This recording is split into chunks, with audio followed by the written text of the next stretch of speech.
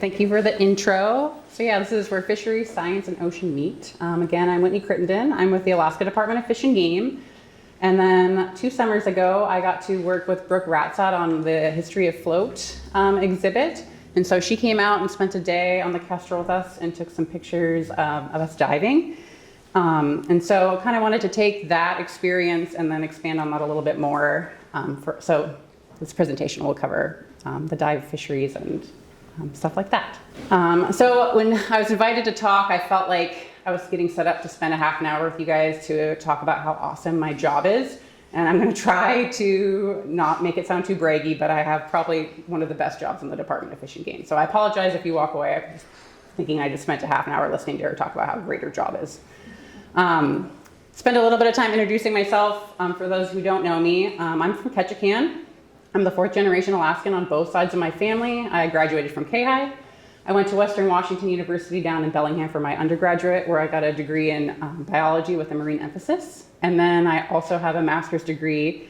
It's a professional science master's of fisheries and wildlife administration, really long name, from Oregon State University. I've worked as a fisheries observer up on the Bering Sea up north.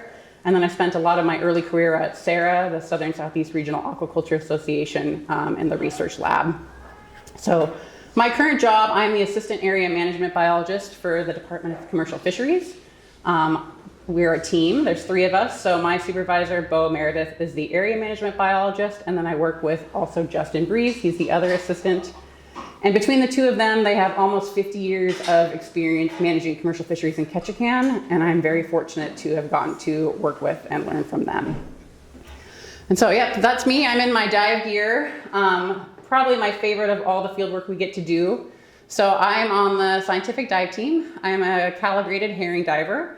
And then when I'm not diving for work, I'm also an active dive master and help teach the classes here in Ketchikan for wind and water. And so if you're a scuba diver, you know how expensive of a hobby it can be. So I'm very fortunate to have found a job that pays for my habit, and I get to be a real life marine biologist mermaid. So that's pretty cool too. All right, so you're gonna hear me say Ketchikan Management Area, and I'll go into a little bit about what that is. So the area in blue on the screen is the Ketchikan Management Area. So Fish and Game, we manage state waters. And that's the waters of Portland Canal, Beam Canal, Eastern Clarence Strait. And then District 2 is from Narrows to Le Mesurier down to Cape Shacken. Then on the other side of Prince of Wales, on the western side, it's all of the inland waters, and then District 4 is on the outside, so from Cape Lynch to Cape Muzon. So within the state, there's state statute that gives the Commissioner of Fish and Game the authority to manage fisheries. And the commissioner then delegates that authority to the management biologists across the state. And we are directed to manage, protect, maintain, improve, and extend the fish and game aquatic plant resources of the state in the best interest of the economy and general well-being of the state. And so this kind of is what opens the door. You know, we have commercial fisheries, and we also manage the personal use and subsistence fisheries in the Ketchikan Management Area as well. And delegated authority gives us the ability to manipulate area and time for these fisheries. And we do this through emergency orders, which change the regulation for a specific amount of time. So emergency orders are written, and then we communicate these changes, fishery openings and closings, closed waters, open areas, and that kind of stuff in advisory announcements. And those go out, generally you'll see one at the beginning of the season, and then weekly, or however often we need to keep fishermen and the public up to date on what's going on. All right, so I'm going to start with fisheries, and then I'll transition into the science part of this presentation. So Fish and Game manages fisheries in a few different ways. So the salmon net fisheries, the herring fisheries, the shrimp pot fishery, and the dive fisheries are all managed by area offices. So Southeast specifically as a region is broken up into these different sub areas, and then the different area offices manage those fisheries. This is different from other fisheries like troll and then brownfish fisheries like sablefish, which are managed regionally. And then I could spend, she said there's 4 hours of time on the card. I could easily spend 4 hours if I went over all of the fisheries of Ketchikan. So I'm just going to focus on the ones that we do the diving for, and that's herring, and then the 3 invertebrate species: urchins, cucumbers, and geoducks. All right, so starting with herring and the Spawn-on-Kelp fishery. So this is our most active herring fishery that we have in the Ketchikan management area. It is managed together with the winter food and bait fishery that occurs earlier in the year, but also fishes the same stock. So in the picture on the screen, you can see Fish Egg Island, and then Craig's kind of in the upper back right. And all of that white is herring spawn. And I think what makes herring so cool is they come into the shallows in the springtime, March and April, and they deposit their eggs on the substrate, which can be like the hard bottom or all the like kelp. And it's just so strikingly beautiful, and like you can't miss it, right? It's just this really beautiful change to the landscape for, you know, a fleeting amount of time. And I think we see a lot of pictures and we like think about the spawn and how massive that can be. But a lot of times we forget about the schools of fish that it takes to make the spawn. And so in this picture, you can see these like big black masses or these giant schools of fish that have come in, and they're up near the surface and the spawn's not too dark yet, so you can kind of see them doing their thing. But just an insane amount of biomass that these herring schools are made up of. And then here's a picture of some wild Spawn-on-Kelp. So real estate can be limiting, right? They come in, there's tons of fish. What are they going to spawn on? You would think that maybe they're not afraid to spawn on top of each other, right? There's not just one layer of eggs throughout all this area. Like sometimes it looks like that. Other times it's eggs on top of eggs on top of eggs on top of eggs. So it's pretty cool. So we'll spend a little bit of time talking about the management. So state statute allows us to manage these fisheries, and then Alaska Administrative Code, which is determined by like boards and the department and that process. These kind of is where like management plans are spelled out in regulation. So pounds, they're these structures. They get to be, for this fishery, they can be put out in the beginning of March. And then we manage this fishery. Pounds are, there's a determined size for the pound, right? But the way we are able to change how it is managed is by the kelp that they're allocated. So each year we get a biomass estimate, and then from that we do a calculation for a GHL, and that determines, based on how many permits are in a structure, how many kelp blades they're allowed to harvest. It would be really hard for us to go out and count every single fish that went into a pound. So this is a way that we can kind of control and incentivize people to not use as much herring. The more people you have in a pound, the more blades of kelp you're allowed to have. And then the other way we manage is by people have to come in and get a permit to go out and harvest the kelp. The map on the screen shows the area that is closed to the harvesting of kelp, and we have those areas are closed because that is where the spawning has generally occurred. So we don't want people for the fishery to go into an area that has naturally occurring spawn and take the kelp that fish would have spawned on if it had been there. So the herring Spawn-on-Kelp fishery is kind of different. I'm going to walk you through like what it all looks like. So first we're going to put a pound in the water. Then they're going to go out, they're going to harvest their kelp. They're going to bring their kelp back to the open pounding area.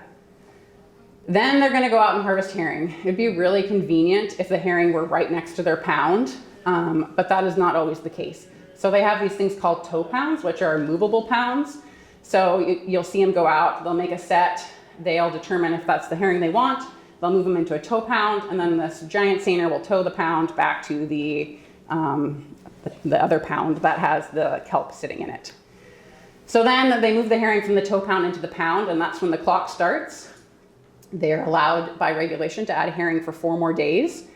And I think that's part of the tricky part about this fishery is the timing, right? So you're only allowed to have herring in your pound for 7 days. You're only allowed to add herring for 4 days. So you got to put them in there when the timing is right. So if you do it right, they're going to spawn in your pound.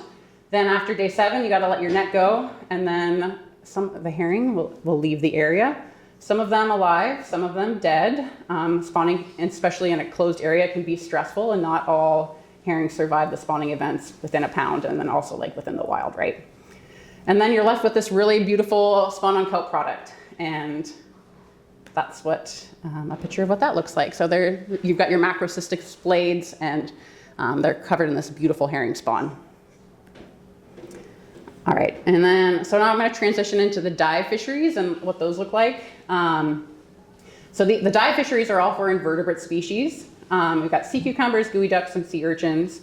And these fisheries all have kind of a similar history. Like the late 80s, early 90s, we started to see these experimental fisheries come on board, and people were kind of getting interested in harvesting these and selling them and making a product. And at that point, regionally, invertebrate species populations were really large and robust because we'd basically been missing one of our keystone predators of them, which is sea otters, for quite some time. So we had a lot of invertebrate species. And as these fisheries became popular, we saw they moved through the system, and then now they're limited entry, which means you have to have a permit to participate, and they've got management plans within Alaska Administrative Code. All right, so starting with sea cucumber fisheries, what this looks like is divers, and each diver is required to have their own permit, and they are kind of their own gear, right? So they hop in the water, they sink to the bottom, and they're just they swim around and they pick up these sea cucumbers by hand and they put them in bags. So then these bags are brought up to the boat and they are eviscerated, which means they're like poked and split, they're cut open, and their internal organs are removed. These eviscerated sea cucumbers are then sold to the processor, and from there they're made into an assortment of products. So a lot of times they'll scrape the muscles off. A sea cucumber is like a sea star. It's got 5 longitudinal muscles because it's radial symmetry. So those are cooked and people eat those, and then also the skin is cooked and boiled and dried, and that product is sold as well. So the sea cucumber fishery occurs on Mondays and Tuesdays, and then starting in November we're allowed to extend the fishery and provide more time if there's a lot of GHL remaining. And then so on the screen right now, this is a map of the areas that are open this year in Ketchikan, or were open at the beginning of the season. And overall for the Ketchikan management area, we had 922,000 pounds of quota available. And then, so sea cucumbers are managed on a 3-year rotation. And so looking at the last 3 years, these are the areas that were open. And if you were to combine the quota for all 3 of those, you're looking at about 2.6 million pounds. All right, so sea cucumbers are managed under the Sea Cucumber Management Plan. That basically tells us the dive season can occur, starts the first Monday in October and now runs through April. Fish and Game has to resurvey an area before it can be reopened again, and that's unique to sea cucumbers. And I think it's one of the great ways and forward thinking for this species specifically, because it allows us to, the guideline harvest level is going to fluctuate based on what population is there. And we're always using the most recent data for what population was in the water the spring before the fishery occurred. The guideline harvest level is calculated, calculation is also in the plan. So we are allowed to harvest 8% annually, and since we only harvest once every 3 years, times that by 3, and you're looking at about a 23% harvest rate on sea cucumbers. Since I've worked at the department, there's sea cucumber price per pound has ranged. I would say generally it's about $4 to $5 a pound. I've seen it as high as $6. And then this year it's as low as $3. And that's primarily due to the political climate, international relations, and tariffs right now for sending product overseas. And then sea cucumbers, one last part of the management plan is there is a generic 2,000 pound trip limit in place. So that allows divers to weekly harvest 2,000 pounds. And so generally for the management tool that we use is time. So each week they're going to chip away at the guideline harvest level, and depending on how much is left, we're going to shift the fishery time to try to hit those management targets.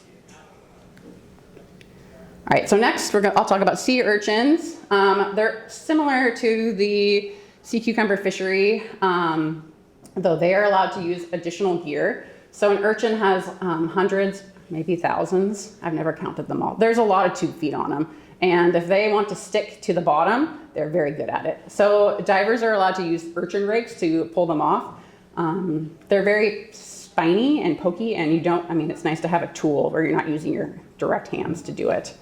Urchins are harvested for their uni, so their roe, And currently, they're for the 2025-26 season, which is the map on the screen, for the Ketchikan management area, and that's the only area in Southeast that has an active urchin fishery. There's 2.4 million pounds of urchin available. Now, the urchin fishery in recent years, I couldn't even provide you with the harvest because it's confidential, because not very many people participate anymore. It used to be pretty active, but currently there are not processors in the Ketchikan area that are buying. So there's a lot of GHL, but not a lot of effort in harvest right now. It also has a management plan. So areas are open annually. The season is October 1st through September 30th, and it's open daily from 5 a.m. to 8 p.m. So urchins only have to be surveyed once every 6 years, and we're allowed to harvest 6% annually. All right, then last of the invertebrates is geoducks. They're a super large, long-lived clam. Southeast Alaska, Ketchikan is the northern extent of their range, and this fishery is a little bit different than the other ones in that they're allowed to use this extra gear. They're water jets called stingers. Geoducks live in the seafloor, so you got to dig them up. The geoduck fishery is fished on Wednesdays and Thursdays, and it's offset from the sea cucumber fishery so that divers can participate in both. It's also different. So the Southeast Alaska Regional Dive Fishery Association, SARDFA, will send a diver out before each opening. They go to the areas that they want to potentially fish, and they take a sample of geoducks. Those geoducks are sent up to DEC lab in Anchorage, where they test them for paralytic shellfish toxin, because as a filter feeder, they can accumulate that within their bodies. And so they test for that each week. Areas that pass are allowed to be opened for live sale, and the majority of geoducks are sold in a live sale market. So they need to pass PSP testing before they can be harvested. They are fished on a 2 and 4 year rotation, but because there's this extra element of things having to be tested and they have to pass in order to be able to be fished, there's an overage and underage policy where you can kind of move the quota around that allows the divers to still have access to it if an area, say, doesn't pass for like a year. And then geoduck diver, so they, you can have divers generally fish in 2 different ways. The traditional like scuba fins tank, or this guy who's connected on hookah, which is surface supplied air, and he's got a full face mask, and I'll show you in the upcoming video kind of what that looks like. So again, geoduck has its own management plan, October 1st through September 30th. They only have to be surveyed once every 12 years, and then we are only allowed to harvest 2% of the biomass estimate annually. Smaller amount of harvest is allowed because they're long-lived and they've got a different life history than the cukes and the urchins. Also added in their plan is all geoducks have to be retained. So once you dig a geoduck out of the sediment, it doesn't have a foot. Like a lot of other clam species can dig themselves back in, but geoducks, they're so big and they've got this really long siphon, and their plan is they just suck down into their hole. So they don't need a foot anymore. But if you dig them up, you gotta take them up and sell them, because otherwise they're just laying out on the bottom and can be easily predated upon. I would say generally prices range, and they're about $10 per pound, but then again this year for 2025 we're looking at about $5 a pound based on tariffs, and then they've got a 1,000-pound trip limit. And instead of being managed based on time, geoducks are managed based on trip limits. We vary how much each diver is allowed to take home per week. All right, so fun dive videos. In this video, there's a geoduck diver. This is great. Craig Thomas came and helped do a project that we did with SARDFA. And normally there's not lines in the water. He's digging specifically within a show plot. So again, he's connected to the boat with a surface supply air, and he's got the stinger in his hand, which is that wand that's shooting water out. And he doesn't have fins on, as you can see. He's walking along the bottom. He's wearing a ton of weight. I think I've heard like up to like 70 pounds. He wants to be really neutrally buoyant. And he's gonna go around and look for geoduck shows. And then once he finds one, he's gonna reach his hand in, try to grab the siphon, and he uses this water stinger to emulsify the sediment. So it's basically gonna liquefy it and make it so he can get his hand in there and pull it out. I always had an idea of kind of what this fishery looked like in my head, but getting to actually dive on divers do it, I have the deepest respect for the work that they do. It is pretty incredible getting to watch them run around underwater and pull them out, and the amount of strength and skill is just, yeah, it's pretty cool. Craig let us try the stinger. Me and my fellow fish and game diver were like flailing around. Like it was not, I mean, we didn't have 70 pounds of weight on either too, but it's definitely like a acquired skill. Can I ask you a question real fast? Mm-hmm. They're emulsifying the sediment. Did they ever like accidentally get stuck, like where their legs go down in and then the sediment kind of re-solidifies and they're... I don't think so. There's some divers. Have you guys ever heard of that happening? Has that ever happened? No, maybe. I don't think so. But I guess I'm not going to say it's never happened. But all right. Then so after they swim around, they dig up all their clams. They're going to send the bags up to the boat, and then here's a video from a diver shared with me. It's about 150 pounds of geoduck. So yeah, in a good year, that would be about $1,000 worth of product. So they bring them on board, they package them up in those milk crates really nice, and they send them off to the processor alive. So they're going to get shipped out for a live market. And then, so transitioning into the science part. So I think the best part of this job is the variation of field work we get to do. And like on any given day, I can be flying in an airplane, 300 feet in the air, mapping herring spawn, counting salmon. Can be out in a boat, throwing a cast net, catching herring. I can be underwater counting cucumbers, like just so much different stuff. And I've lived in Ketchikan basically my whole life, and I've seen more in my 6 years working for the department than I did the 29 years leading up to that. So that's a privilege, and I'm really thankful that I get the opportunity to do this. We'll start with herring surveys. We're going to fly around in the back of a 185 Cessna. We generally fly with Misty Fjords Air. We have been for the last 40 years. And we're going to fly the different herring stocks. We try to go daily during herring spawning season, but a lot of it is dependent on weather and budget. And our mission is to go out and to map all shoreline that herring have spawned on for that day. We take that back, and then in recent years, we've also been able to use satellite imagery. So this helps with, a flight is only a minute, right? You're gonna buzz an area and then it's over. Herring are spawning all day long, and it ebbs and flows. It's not like the same intensity. So we can use satellite imagery on nice, clear, sunny days only to help fill in the gaps that we didn't get from our flights. And then we take all our daily maps and we make a cumulative map, like the one on the left, that shows like for the year how many miles of spawn were spawned for an area. And we can use that metric to kind of compare across years. After that, the Kestrel shows up. So the Kestrel is one of 2 large survey vessels from Southeast Alaska that a lot of the research is done on. Its season is March through October. It starts off into Sitka herring, then it comes down and they dive all the herring stocks that we're going to survey for the year. Then it switches into dive and it does geoduck, urchin, and cucumber surveys. And then it ends the year, September and October, it's out during shrimp surveys. So it has 2 configurations. The way it's set up now is for dive season, and you can see the dive skiff on the back. The Kestrel will actually pick the dive skiff up and put it on board, and there's 2. So there's another one on the other side. So in the morning we get up, we eat a hearty breakfast, and then we break up into groups of 3. Generally, you're going to try to have 3 active divers in each boat, and we're going to dive in pairs, and then the 3rd diver is going to be the one who drives the boat because we live boat.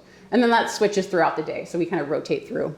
You can see in this picture, Quinn, some of our dives can be pretty gear heavy, so Quinn's pulling up a bag of stuff that has show plot gear and other gear that we were doing a geoduck dive for. And we'll hop off the boat, and then you can see the ladder in the front. We climb back up that and then go on to the next transect. So herring diving, this is kind of what I'll walk you through what that looks like. So we've got our cumulative spawn line that I showed you in the map before. These are all the possible transects. The research team randomly chooses which ones we're going to do. And then we go back out. That is the lucky transect. We find a line perpendicular to shore, and then take a compass heading that's 90 degrees from that.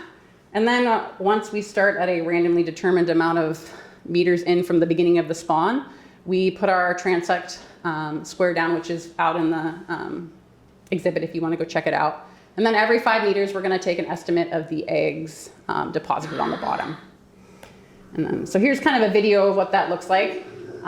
Generally, the visibility is not this good. Sometimes you can barely see your dive buddy, who can be like not that far away from you. We always dive in pairs, and there's two jobs. You've got your estimator and then your recorder. So in this video, I'm gonna estimate.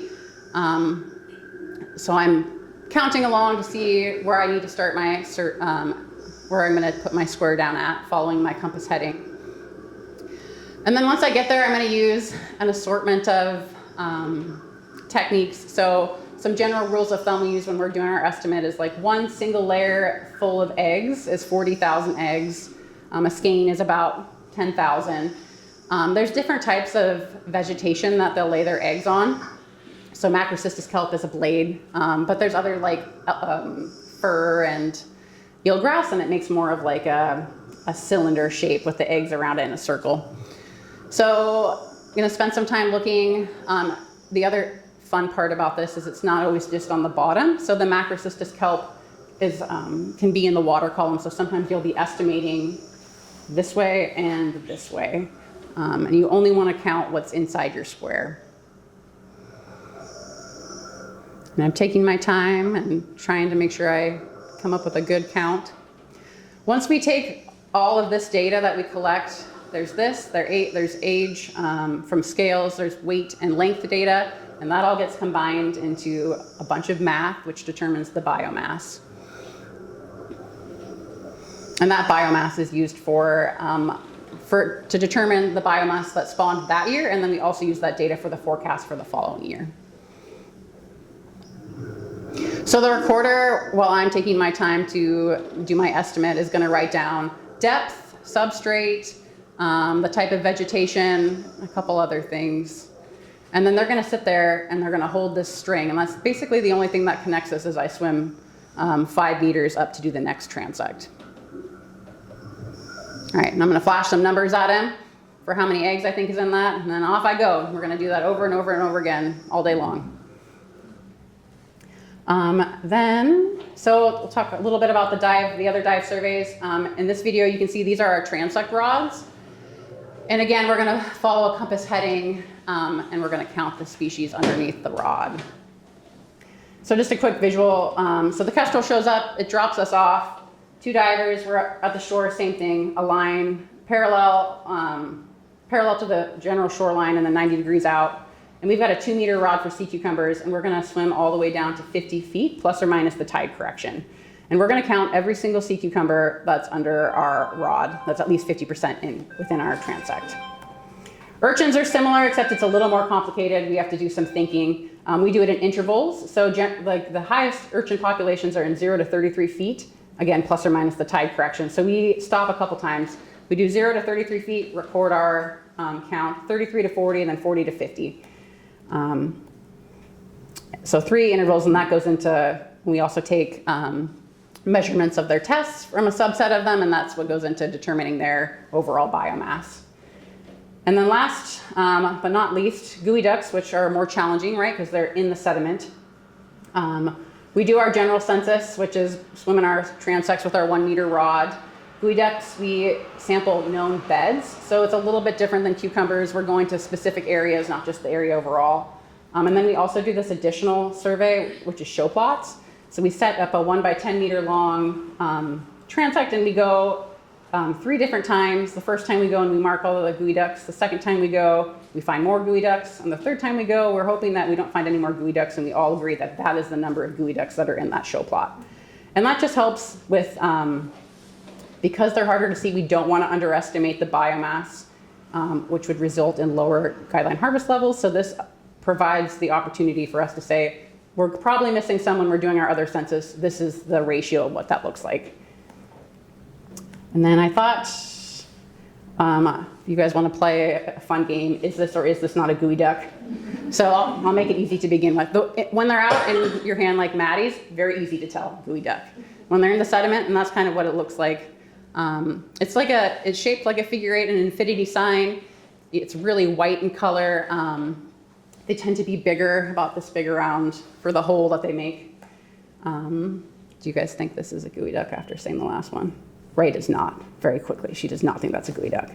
Yep, this is a truncated soft shell. And it's important, we don't want to count other clam species in our geoduck GHL because we don't want to inflate it based on things that they're not going to harvest. Can you see the geoduck in this picture? It's kind of down in the middle. It's that brown thing. So harder, right? It's a little bit more challenging. And they vary, the shows vary a lot based on like the sediment type, if it's rocky, if it's sandy, if there's like otters actively predating in an area. This guy is a little more shy, so he's right down in there. Geoduck, not geoduck? Geoduck, yeah. That's a little bit easier than the one before. How about this one? It's a false geoduck, but we're not going to count it because it's not a true geoduck. So it's kind of a geoduck, but it doesn't count in our, we don't count them, it doesn't become a part of the GHL.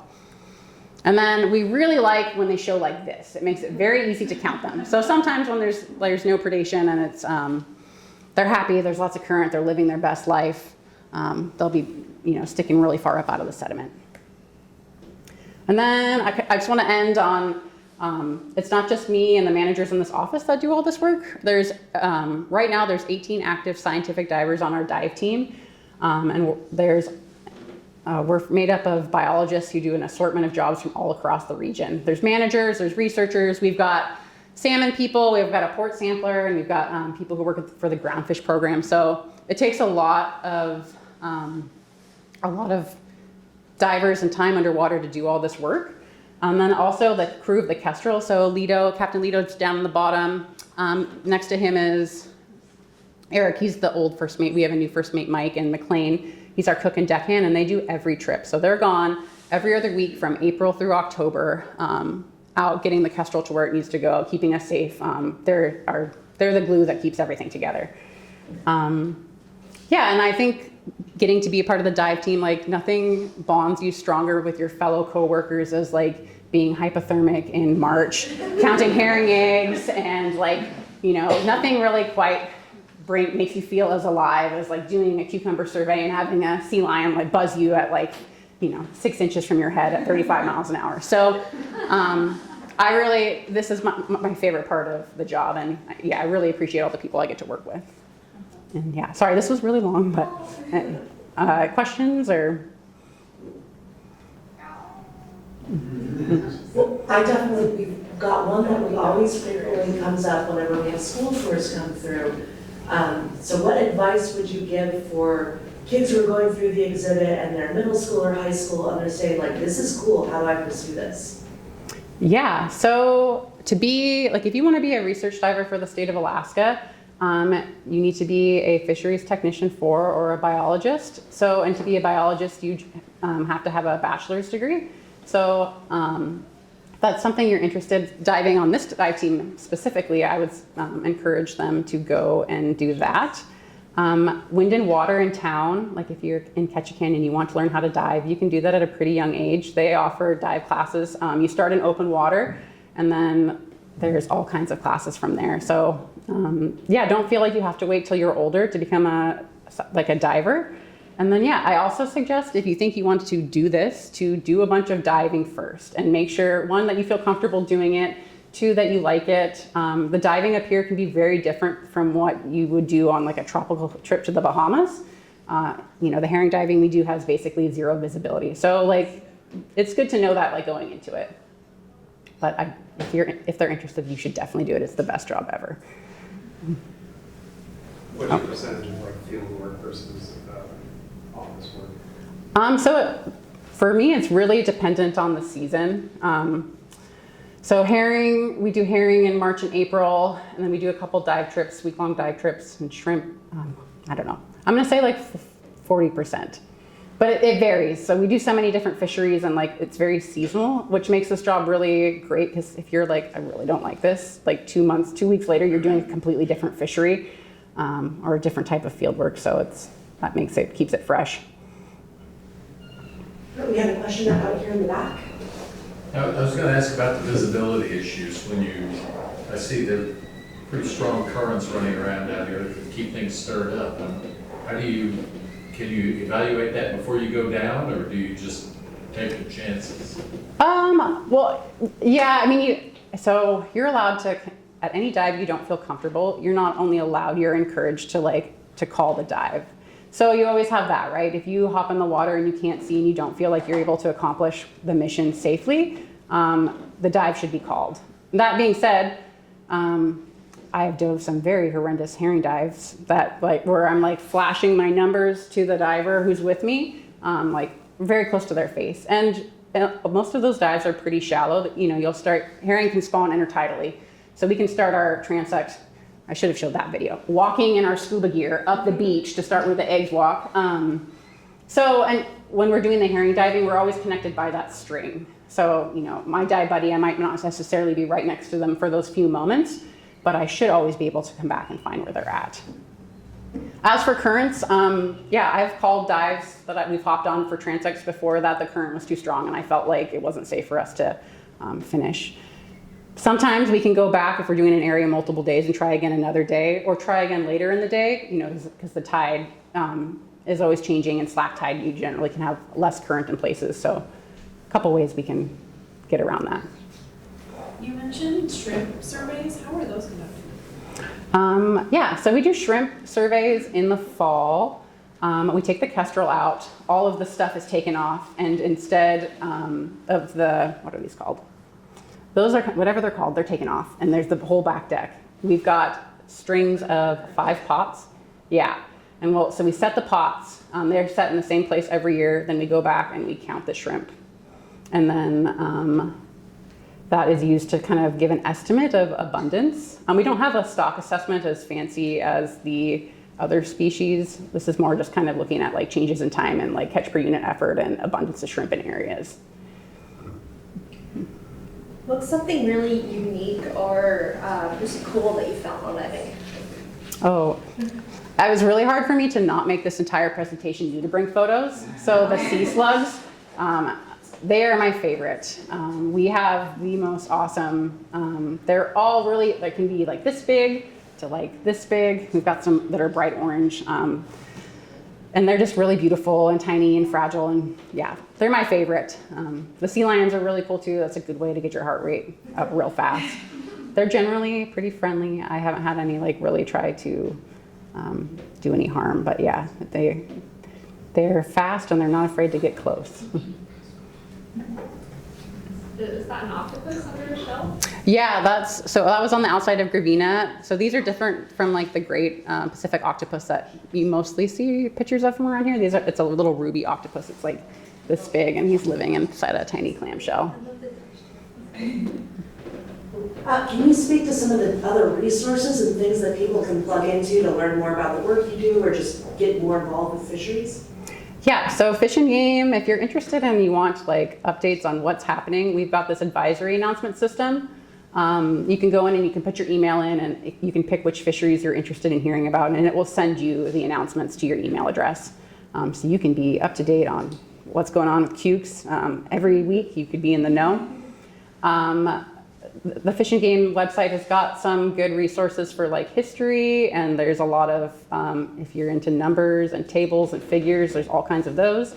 And I think the coolest thing on the Fish and Game website that's new is our herring interactive map. So we go out, when I started, you went out and you took a paper map, and it was expected that you just knew the areas based on your paper map. It was very hard. The second year, we got an iPad that had a GPS point that showed you where you were, and that totally is a game changer. So now we put the data into an iPad. We draw our spawn lines. We go back. We make any edits we need to in the computer, and then that data can get sent directly up into the cloud. And then if you go to this website, you can see it, the day that we take it. And I try to always take pictures to provide, because it's really cool to get to see it. So. Some question in the back. Yes. What is the false geoduck? It is just a different species of clam. So they look like geoducks, but they're not. I'm sure they're like a cousin. I don't actually know the exact relationship between the two. But if you were to pull it up, it would look, once you pull it out of the ground, it's a lot smaller. The shell is different. They would know if you tried to sell it at the processor that it's not right. What is the life history of a geoduck? What does it look like as a baby? I think they look like they're like tiny clam. There's a whole, they spend some time in the pelagic. They're Right. spawned, they live in the water column, they get moved around. They land, they have a foot at that point. They're very cute. They look like little tiny geoducks. We've seen them from the farm sites around here. At that point, they dig their hole and then they live in the sediment for the rest of their life. And they go from like a tiny version of themselves to like the giant version of themselves. How old are they when they're that version? I believe from the farm sites down here that they can start harvesting like adults by around year 5. But like a geoduck, the geoducks you see or that are harvested in the fishery, they're really long lived. So they can be, you know, I don't think it's unheard of to find 80-year-old geoducks. I think on our website it says that they live up to 100. So that's something that we take into consideration for managing them, right? Is that they can be a pretty long-lived species, and being on the northern extent of their range, you know, we're like kind of at the edge of like what they can live at. So we take that into consideration too, right? They're probably not as productive as say like Washington or lower. Yeah. You mentioned that you send them off for testing every time before you open a fishery. How often is an area closed because of the paralytic shellfish? Oh, it's really variable. And that's something too, is like people think that if the month ends in R that you're safe. From the geoduck testing that comes through, like that is not necessarily the case. There tends to be areas that don't pass as often as others. Like the outside of Gravina is pretty notorious for taking a long time. You know, sometimes it takes multiple trips of sampling before they can get it to pass before they can do a live sale. What? Here. So with drone technology and, you know, a little bit more of that available, and are you guys using for survey purposes, GIS? Yeah, totally. I got a drone for the Ketchikan management area in 2021 to just kind of see like what all we could use it for, and we take it down whenever we do surveys in the boat, and it's a really awesome tool because I can throw it up in the air, and that can help us identify areas that'd be good to go take a cast net sample. I can take pictures for mapping spawn. It's a lot easier to see spawn from the air than versus the edge of a boat. Yeah, we use it all the time. We've also used it for some salmon survey stuff. It will never replace a plane because everything is, like from the first slide, the Ketchikan management area is so huge and you need to be in all these places. But you can use it for specific uses, like if you're at a place for, we could never just like fly a drone and like use it to do all of it though. Yeah. You're mentioning that this is the northern range for geoducks. Are you seeing them moving further north as temperatures are changing? That's a good question. So for Fish and Game, man, if we had like unlimited money, we could do so much cool stuff. But a lot of like what we do in the commercial fisheries division is based on commercial fisheries. So we're only going out and surveying the areas, that there are geoducks. Now we work with SARDFA, and if there has been an area that they've identified that they'd like us to go do a preliminary survey to see if there is enough geoducks there to like have a commercial fishery, that gets worked into our summer schedule. But we aren't taking data necessarily to see if it's like moving north. But it's totally possible. Yeah. What impact are you guys seeing with the influx of otters, and especially otters coming around to the south? Yeah, since I've started, there have been 2 cucumber areas on the lower part of District 2, so South Prince of Wales. Well, actually, there might have been 3. Areas have closed when we've seen sea otters move into an area. They are very effective predators. They like to eat the invertebrate species, so they really like urchins. They like sea cucumbers. As we see them slowly shift over into the Ketchikan area, people are seeing them down by Duke and in Nichols Pass. It will be interesting to see what that looks like for guideline harvest levels for these fisheries in the future. I will say that we have a place in Nichols Pass which is called a control area.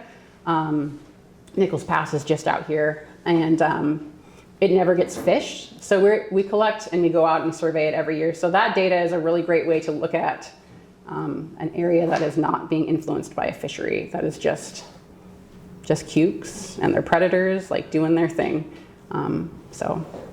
We should potentially see you know, from that area too, like what that looks like for them moving over here.